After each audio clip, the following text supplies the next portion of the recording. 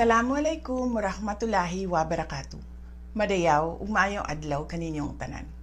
Magandang araw sa inyo lahat. Ang impeachment complaint na inendorso ng akbayan ay isang papel na walang kalakip na kahit anong ebidensyang magpapatunay sa mga paratang na isinasaad dito. Hindi na ito bago.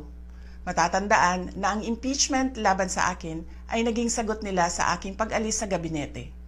Isang hakbang na isinagawa dahil hindi na maipaliwanag ng Pangulo ang patuloy na pagkalugmok ng bayan sa kahirapan dulot ng kanyang kapabayaan at bisyo. Noong 19th Congress, binuksan pa nila ang isang Investigation in Aid of Legislation, hindi upang lumikha ng batas, kundi upang magsagawa ng isang malinaw na fishing expedition para sa planadong impeachment laban sa akin.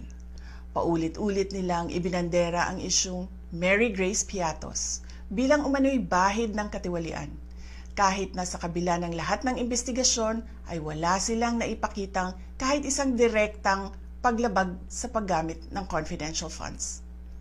Sumunod na dito ang bentahan ng mga pirma para sa impeachment at ang mga tinaguriang for later release projects na ipinangako umano sa ilang miyembro ng Kamara upang itulang ang impeachment laban sa akin. Mga pangyayaring mismong inamin na ng ilang mambabatas sa kanilang mga naging pahayag. Mga kababayan, walang kredibilidad ang akbayan upang mag-endorso o magsumite ng impeachment complaint. Ilang ulit ng hayagang ipinahayag ng kanilang pinuno ang kanyang intensyong tumakbo sa pagkapangulo. Isang malinaw na indikasyon ng pampulitikang motibo sa likod ng kanilang mga hakbang. Huwag nating kalimutan ang makasaysayang talumpati noong Agosto 2024 ni Risa Ontiveros, kung saan malinaw niyang inilahad ang tunay na motibo ng akbayan bilang isang grupo.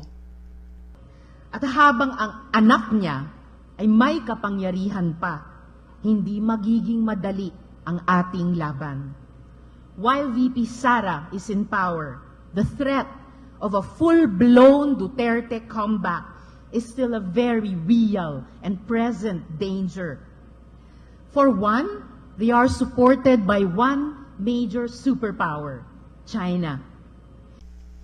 Kaya malinaw na lahat ng ito ay isang uri ng harassment at